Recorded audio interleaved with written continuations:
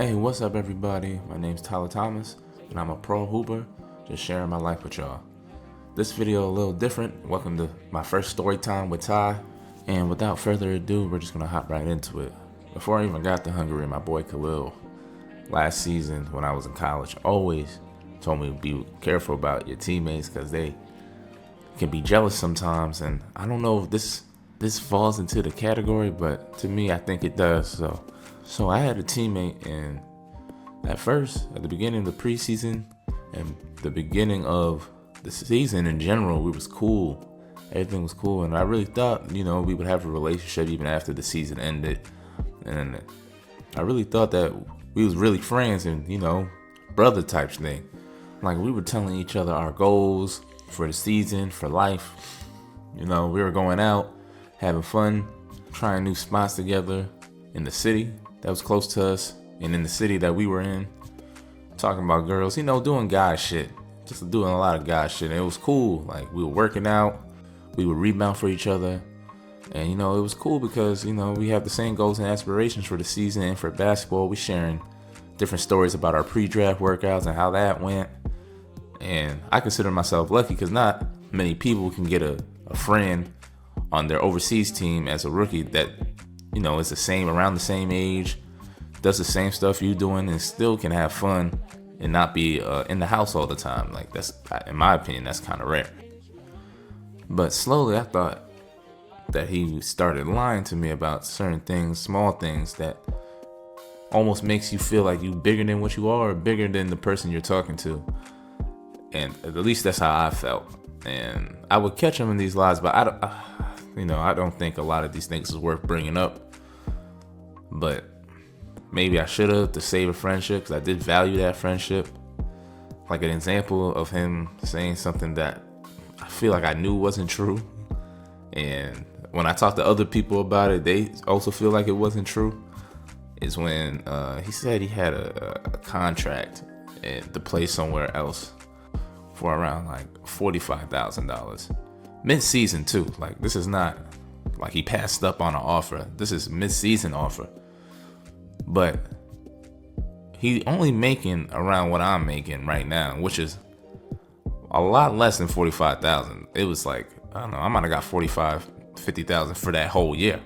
You see what I'm saying? So he's saying he got a new contract, $45,000 somewhere else mid-season, which is cool. Like, I really hope that was the case. But he told the same story to someone else and then switched up the countries that he said he got this contract from. You see what I'm saying? So in my head, I'm like, why would you lie about that? Like, there's no way you switched up the countries on purpose, right? At least that's what I'm not even trying to be a hating ass. I was telling that, leave. If you're making $45,000, leave. Don't stay in this country right now. Leave. Go. Please get your money, and I'll tap in with you on another time and another date, right? So that kind of started the vibe between us.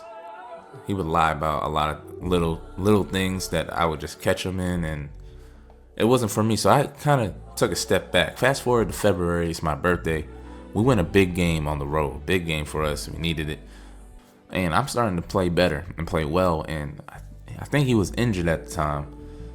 That matters for down the line. But anyways, it was my birthday, and on the way back, he's like, we should go out. And I have two other vets on the team that I really wanted to be there and a part of the, my birthday, and just, do something calm.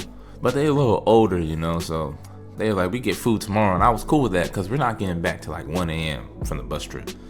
But my man's here kept pressing me like, oh, we should go out. It's your birthday. It's your first birthday overseas. You should go out. And I'm like, nah, I'm really all right. I don't really need to go out tonight because we're getting back so damn late. But he eventually convinced me to go out. I'm like, I bet. He's like, I'll split the Airbnb with you. Whoop de whoop, yada yada. And I'm like, okay, bet. So we get back, shower. I get the Airbnb. I tell him which Airbnb it is. And then, I drive us to the city. I never got that bread for the Airbnb, but that's okay.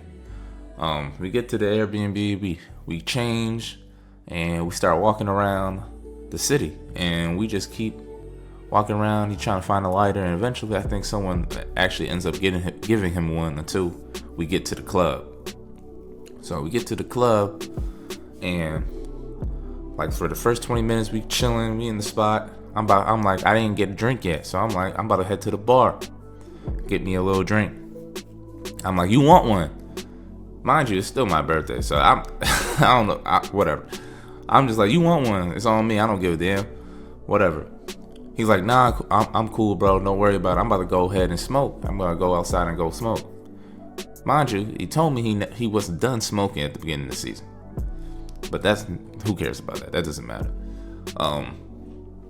He said, I'm gonna go be right back. I'm gonna smoke real quick and I'm gonna be right back. I'm like, okay, cool, bet. I'm in the spot. I want to say it was like we got to the spot around 2:30. He didn't get back inside the club until 4:30 a.m. So I'm in the club by myself on my birthday.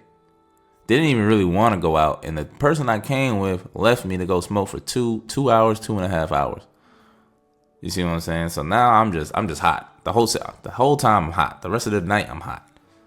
So my mood blown the rest of the night. So that's how the night ends basically, because I'm ready to go to the Airbnb when he get back, right?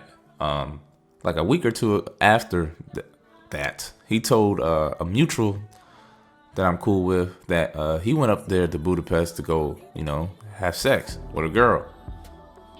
So like he either lied to one of us. But anyways, it's just like, I was completely just thrown off. So I took a big step back, and we don't hang out. We don't really talk on the court or off the court now, but there's no beef. Like, I'm just cool off you, you know what I'm saying? Because I thought that was weird to me. So the rest of the season, I'm playing better. But he keeps making these little jabs at me, slight comments. I just dismiss him. But fast forward to, I want to say May. I'm having a good day at practice, and I'm just saying no one can guard me one-on-one, but I'm fake joking, you know what I'm saying? And he responds back, and we start going back and forth for who can win one-on-one. And I don't know, I have a lot of pride when it comes to one-on-one, because that's kind of what I do. Don't let this European shit get confused. Like, I can score the ball when I want to. I do what the coaches want me to do. So this is not the player that I really am. I'm a shell of myself, right? And he just keeps going. But what I'm saying is funnier than what he's saying. So we're stretching, right? And I have a few guys laughing at the same time. Whoever can hear me is laughing. Coach called the huddle. And by this time, practice is over. He's not even practicing. He's out hurt. So this conversation is actually useless. But the coach calls in for the huddle. I'm done talking. Like, I'm done. Because, it's practice. Practice over. I'm not going to take it with me. He keeps on going. And I'm saying he said like 3-4 things.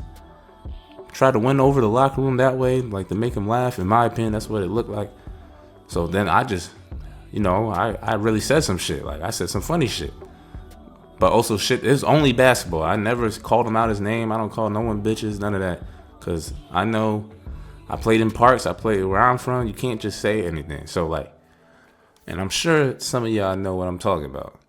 Whoever hooped at certain places or is from a certain area know what I'm talking about. But, again, I got the locker room laughing. And at some point, he says, SMD, suck my dick. I said, bro, don't say that, bro, because I ain't call you out your name. He said it again. I'm like, bro, you say that one more time, I'll walk over there and smack the shit out you. And he said it again. And right before it became blows to blows, my man said, I've been waiting for this. In the back of my head, I'm like, what? You've been waiting for this? So that's why I think it was all out of spite, jealousy, something. Because other dudes clowned on him too. And he ain't have this reaction when it came to basketball. And I kept it strictly hoop. I seen dudes really get disrespectful with him. And you have this reaction because I said you bad at defense. Man, like, every coach in my life said I was bad at defense for the first, I want to say 10 weeks of the season. Until I figured the defensive schemes out. Like, come on, bro. But what do y'all think? Would y'all call that jealousy, or would y'all call that out of spite? I don't even know what you would call that. But anyways, this is I'm gonna start doing these 2 more often. Story times with Ty, my life. I have a lot of stories, man. My life's crazy.